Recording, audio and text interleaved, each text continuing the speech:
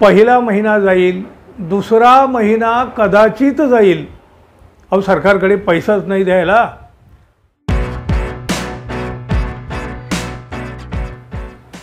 नमस्कार.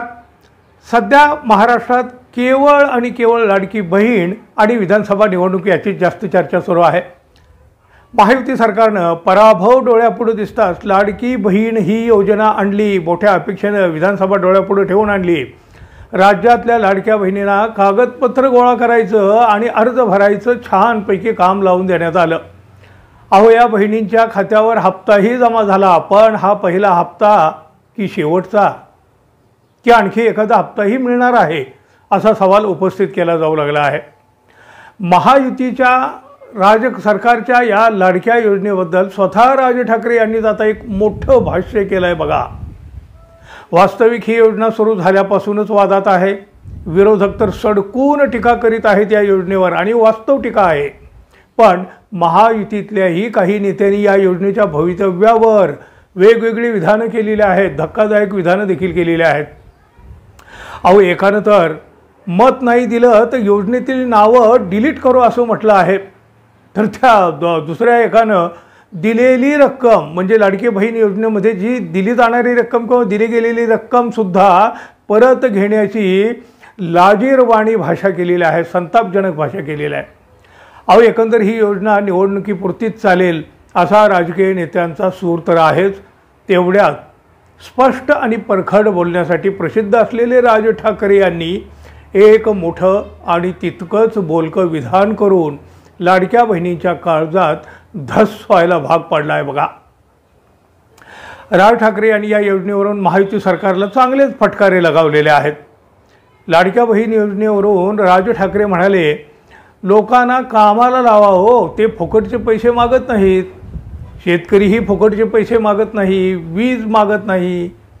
त्याला फक्त विजेमध्ये खंड नको आहे. लोकांना आधी विचारा तरी त्यांना काय हवं आहे. उगी तुम्हाला मतं हवी आहेत म्हणून काहीही करणार का. पण तुम्ही जे पैसे देता तो लोकांचा टॅक्स आहे. अहो असं करून कसं चालेल असं राज ठाकरे म्हणाले. म्हणजे त्यांनीही सरळ सरळ लाडकी बहीण या योजनेला आपला विरोध असल्याचं स्पष्ट दर्शवलं आहे. राज्यातल्या तरुणांची देखील अशीच मतं आहेत. सोशल मीडिया धोंडाळून बघा जरा.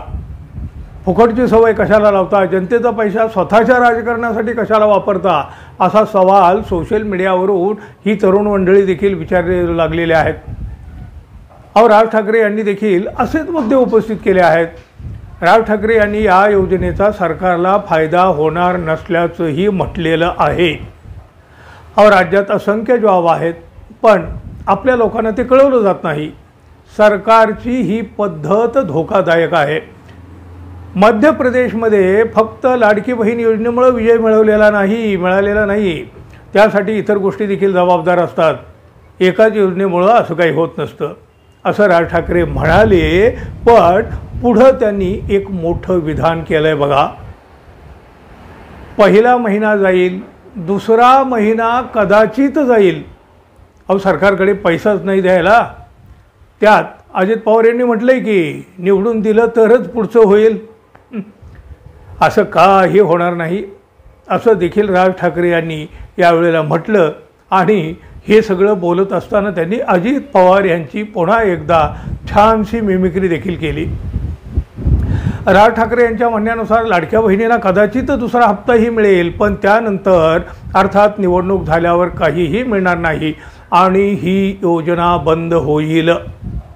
सरकारकडे पैसा नसल्याचं कारण त्यांनी दिलेलं आहे. शिवाय महायुतीच्या सरकारच्या डोक्यावर तब्बल 7.5 लाख कोटींचं कर्ज आहे मित्रांनो. त्यामुळं ही योजना गुंडाळली जाणार अशी सामान्य नागरिकांची खात्री आहे. विरोधक तर ते सांगतच आहेत. आता राज ठाकरे यांनी देखील या योजनेच्या भवितव्याबद्दल मोठं विधान केलेलं आहे. मित्रांनो या योजनेबद्दल तुम्हाला काय वाटतं. नाही म्हणजे निवडणुकीनंतर महायुतीला ही लाडकी बहीण आठवेल काय जरूर कळवा. आपण अजून आपल्या चॅनलला सबस्क्राईब केलं नसेल किंवा आपण आपल्या चॅनलवर अजूनही नवीन असाल तर कृपया चॅनल सबस्क्राईब करावं ही अपेक्षा आहे. धन्यवाद. पुन्हा भेटू.